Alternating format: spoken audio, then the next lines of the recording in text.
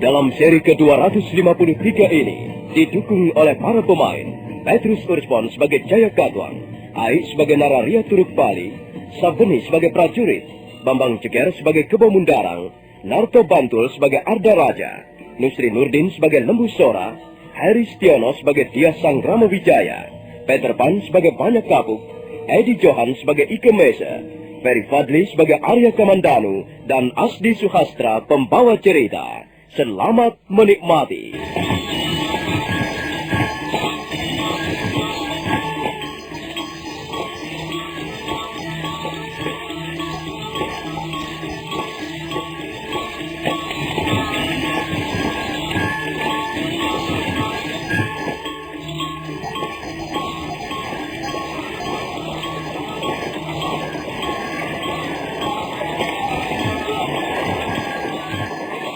Pasukan Tartar telah memasuki kota Kediri.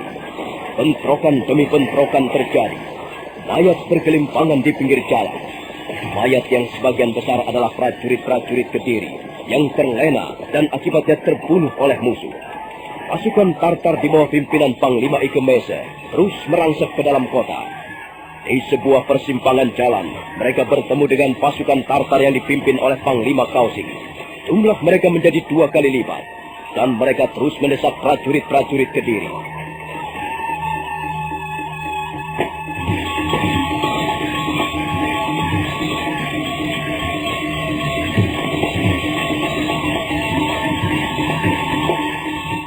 Sementara itu, Prabu Jaya Katuang baru saja terbangun dari tidurnya. Beliau terkejut begitu Nararia Turuk Bali, istrinya, melaporkan bahwa telah terjadi pertempuran di dalam kota. Apa? Telah terjadi pertempuran di kota Kediri? Benar, Kanda Prabu. Pasukan asing itu berhasil masuk kota Kediri dan membunuh banyak sekali prajurit-prajurit kita. Berdebah. Setan Allah. Prajurit-prajurit asing itu tidak boleh kembali ke negeri leluhurnya. Mereka harus kita bunuh. Mereka sudah berani kurang ajar di tanah Jawa. Dan mereka harus menanggung akibat perbuatannya. Indah Turuk Bali. Ya, Kanda Prabu.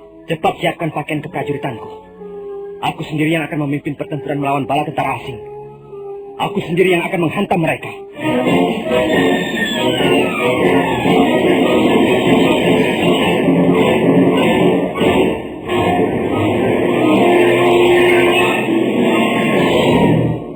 Tak lama kemudian, Prabu Jaya Katuang sudah berganti pakaian. Beliau nampak gagah dalam pakaian keprajuritan. Tombak Sarpasena tergenggam di tangan kanannya. Selesai berpakaian, Prabu Jaya Katuang segera berteriak memanggil prajurit jaga. 2 orang prajurit jaga berlari tergopoh-gopoh menghampiri junjungannya. Ya Gusti Prabu, kumpulkan seluruh pembesar-pembesar istana Kediri. Suruh mereka menunggu aku di ruang Balai Paseban Agung. Tapi Gusti, mereka sudah menunggu di Balai Paseban Agung sejak tadi. Jadi mereka sudah siap siaga. Kalau begitu, ayo cepat, antarkan aku. Mari Gusti, silakan. Sambil terus menggenggam tombak Sarpasena, Prabu Jaya Katuang melangkah ke Balai Paseban Agung.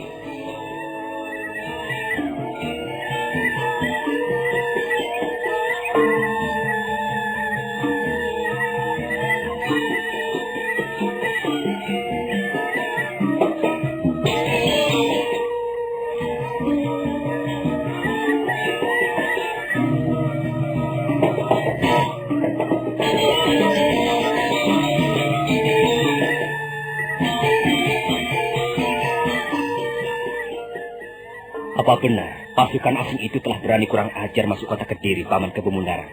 Benar, Gusti Prabu. Bahkan telah terjadi bentrokan beberapa kali dengan prajurit-prajurit Kediri. Mereka harus membayar mahal perbuatan mereka yang kurang ajar. Berapa kira-kira jumlah mereka, Paman Kebo Mundarang? Semula mereka kira-kira berjumlah 500 orang. Tapi kemudian mereka bergabung dengan teman-temannya. Sekarang ini jumlah mereka tidak kurang dari 1.000 orang prajurit. Ampun Ayahanda Prabu. Jumlah mereka bahkan sekarang sudah bertambah lagi. Rupanya kota Kediri dikepung dari 4 jurusan. Baru saja hamba mendapat laporan bahwa ada pasukan asing yang ikut bergabung mengempur kota Kediri. Dan mereka masuk Kediri dengan melalui jalan Sungai Berantas. Mereka menambatkan perahu-perahu mereka di tepi Sungai Berantas. Kurang ajar. Kalau begitu, Kita tunggu saja mereka di alun-alun. Tutup pintu gerbang alun-alun. Kalau mereka berani masuk alun-alun kota Kediri, kita tinggal membabat mereka satu persatu. Kalau begitu, kita menggunakan cara bertahan, Ayahanda Prabu. Iya, kita bertahan di dalam benteng. Tapi kita harus bersiap siaga membantai mereka beramai-ramai. Aku ingin alun-alun kota Kediri menjadi telaga darah. Darah pasukan asing yang tak tahu diri.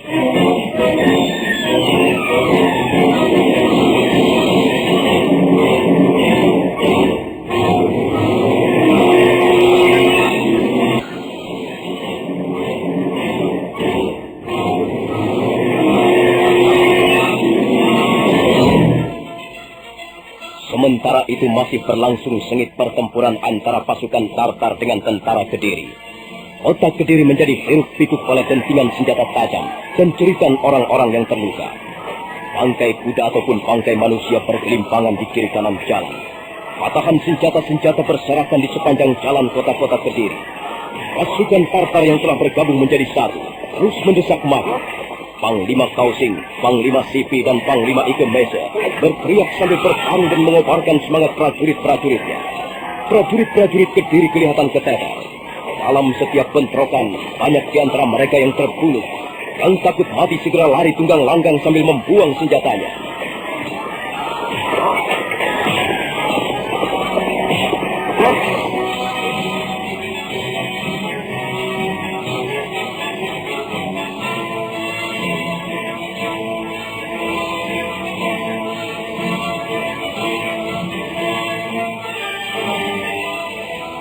Sementara itu, Dyah Sang Kramawijaya dengan pasukan Majapahitnya masih terus berkeliaran di sekitar kota Kediri. Mereka berusaha menghadang prajurit-prajurit dari negeri bawahan yang ingin membantu pemerintah Kediri. Bahkan ada beberapa negeri bawahan yang kemudian bergabung dengan pasukan Majapahit, sehingga bala tentara Majapahit semakin bertambah banyak jumlahnya.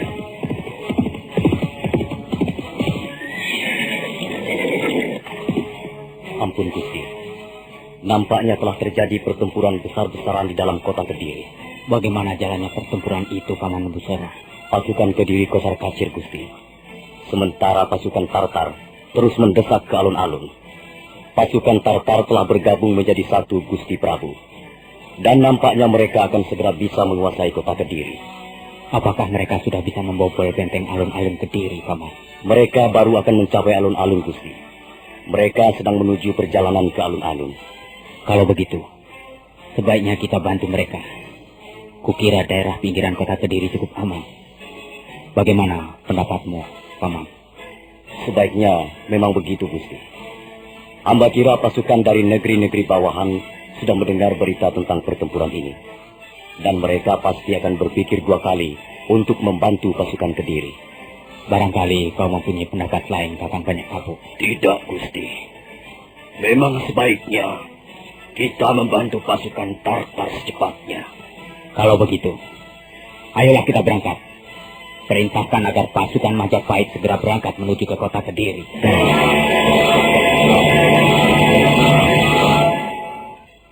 Lembu Sora, Rangga Lawe, Banyak Kapuk, Sakawuni, dan Arya Kamandanu segera mengerahkan pasukan Majapahit. Mereka menyusun barisan menjadi 3 gelombang. Dan tak lama kemudian, mereka pun berangkat menuju kota Kediri.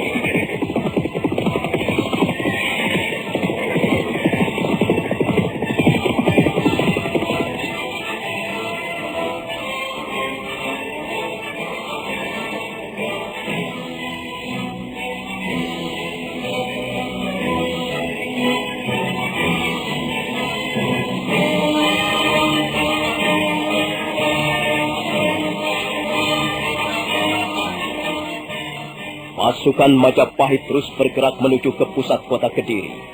Di tengah perjalanan, mereka beberapa kali bentrok dengan prajurit-prajurit Kediri yang segera bisa dibereskan. Prajurit-prajurit Kediri yang lain, yang sudah merasa ciut dan tidak berani mengadakan perlawanan, segera lari tunggang langgang ke rumah-rumah penduduk. Akhirnya pasukan Majapahit tiba di depan pintu gapura benteng alun-alun Kediri. Dyah Sang Kramawijaya memberi perintah agar pasukannya berhenti. Kemudian dia melangkah menghampiri Panglima Ike Mese. Nampaknya pasukan Tartar juga tertahan oleh pintu benteng yang tebal. Pintu itu cukup tinggi dan terbuat dari gelondongan kayu-kayu yang besar dan kokoh. Bagaimana Tuan Panglima Kumese? Kami tertahan oleh pintu benteng Tuan Sanggrama Wijaya. Kami sudah berusaha menjebolnya, tapi usaha kami tidak membawa hasil. Pintu benteng itu sangat kuat, Tuan. Lalu, di mana Panglima Kausing dan Panglima Sipi? Saya mendengar berita bahwa pasukan Tartar sudah bergabung di kota Kediri. Memang benar, Tuan Sanggrama Wijaya. Kami sudah bergabung menjadi satu untuk menumpas prajurit-prajurit Kediri yang mengadakan perlawanan. Usaha kami sudah berhasil. Tetapi, akhirnya kami tertahan di depan pintu benteng ini. Panglima Kausing dan Panglima Sipi berusaha mencari jalan keluar di tempat lain. Barangkali mereka ingin membobol pintu benteng di bagian belakang. Apakah sudah dicoba membobol dengan kayu gelondongan yang besar? Sudah, Tuan Sanggrama Wijaya. Tapi sudah kami coba 20 orang mendorong kayu gelondong yang besar untuk merobohkan pintu benteng. Tapi prajurit-prajurit Kediri yang berada di atas menghujaninya dengan anak panah. Akibatnya mereka semua terbunuh. Iya. Kalau begitu, harus dicari cara yang lain yang tidak banyak menimbulkan korban.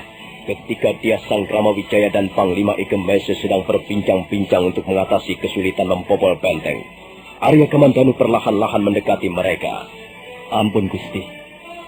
Nampaknya kita mendapat kesulitan dengan benteng alun-alun Kediri. Benar, Kamandanu. Benteng itu sangat kokoh. Pasukan Tartar sudah berusaha untuk menjebolnya, tapi tidak membawa hasil sedikit pun. Barangkali cara yang paling baik ialah menunggu malam tiba, Tuan Sanggrama Wijaya. Setelah malam nanti, biarlah pasukan Tartar menjebol benteng itu dengan kayu-kayu gelondong yang besar. Prajurit-prajurit Kediri pasti tidak akan bebas lagi untuk menghujani panah. Ampun Gusti. Perkenankan hamba mencobanya, Gusti. Kau jangan terlalu berani, Arya Kamandanu.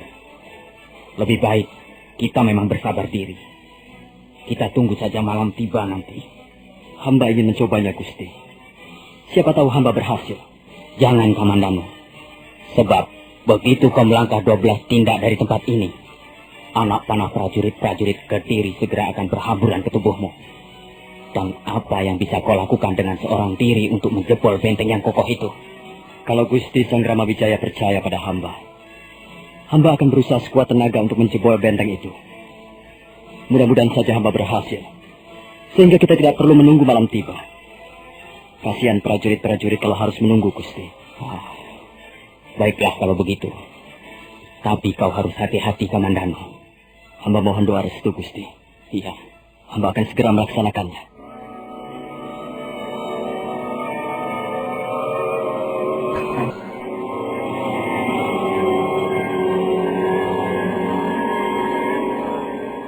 Arya Kamandanu segera bersedekap untuk sesaat lamanya. Matanya terpejam. Dia menyedot nafas beberapa kali. Kemudian terasa pusarnya menjadi dingin. Hawa dingin itu terus naik merambat ke atas dan menyebar ke seluruh dada.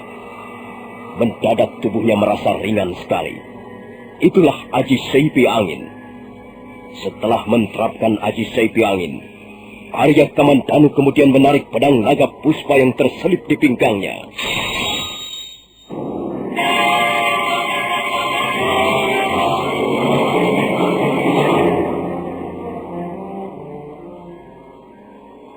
Arya Kamandanu berdiri tegak bagaikan sepotong tongkat kayu hutan yang berumur ratusan tahun. Tubuhnya kelihatan tegar dan perkasa. Kemudian tubuh yang tegap itu melangkah perlahan-lahan mendekati pintu benteng. Sementara tangan kanannya menggenggam pedang naga puspa yang bernyala-nyala. Kemudian secepat kilat, Arya Kamandanu melompat. Gerakannya sangat cepat, sehingga sukar diikuti oleh pandangan mata biasa. Dan pada saat berikutnya, apa yang terjadi hanyalah merupakan suatu tontonan yang menakjubkan bagi para prajurit yang berdiri di sepanjang pagar benteng.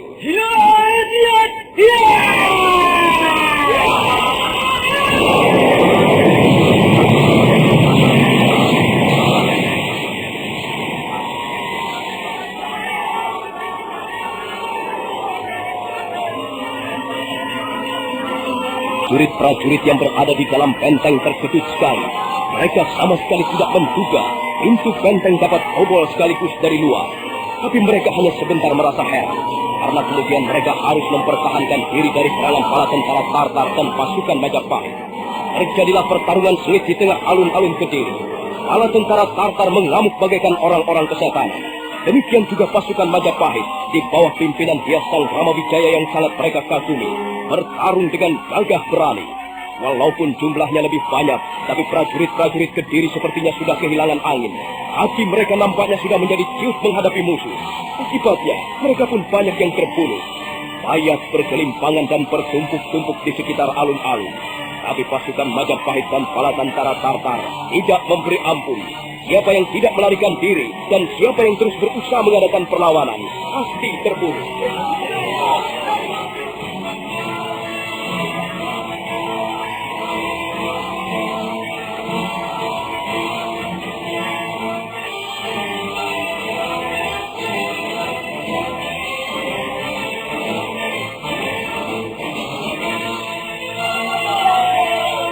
Kurang ajar. Mereka dapat membobol benteng Kediri. Nampaknya pasukan Kediri mulai kacir Ayahanda Prabu. Keparat Sang Ramawijaya. Sabar Ayahanda Prabu. Jangan terberun nafsu. Lebih baik kita menyingkir ke lorong-lorong istana. Kita menunggu perkembangan seluruhnya Ayahanda. Di mana Paman Mundarang? Tadi Abang lihat Paman Kepung Mundarang sedang berhadapan dengan Lembu Sora di samping kiri alun-alun Ayahanda.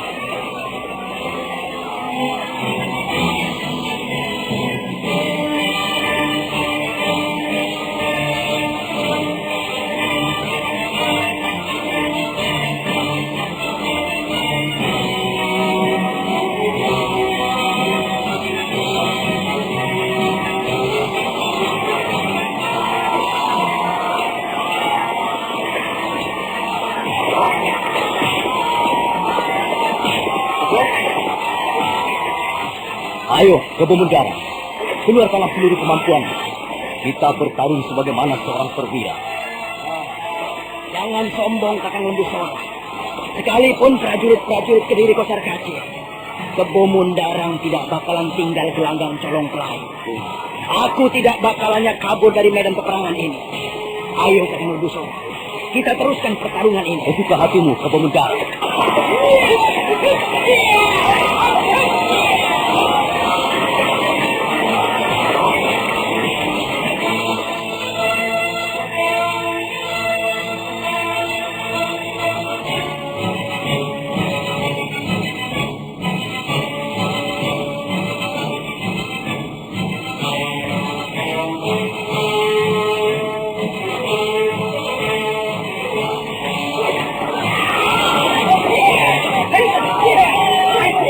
Mundarang terus berusaha menyerang Lembu Sora dengan pedangnya yang berukuran pendek tapi besar.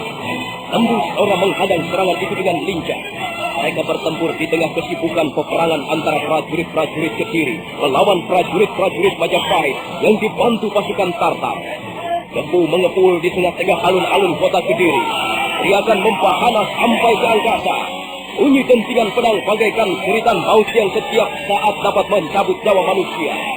Tubuh-tubuh bergelimpangan tak tentu arah. Arah berceceran di mana-mana. Dan nampak prajurit-prajurit Kediri semakin terdesak. Jumlah korban mereka semakin banyak. Kebo Mundarang menjadi sangat kesal.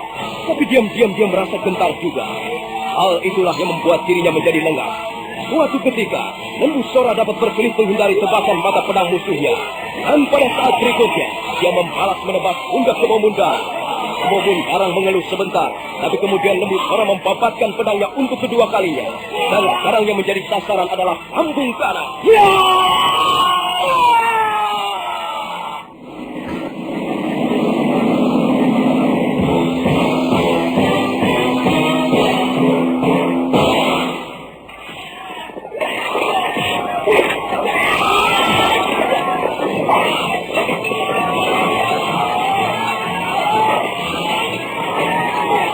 Kebo Mundarang akhirnya sempoyongan, roboh bersimbah darah, dan matilah hati Kediri tersebut.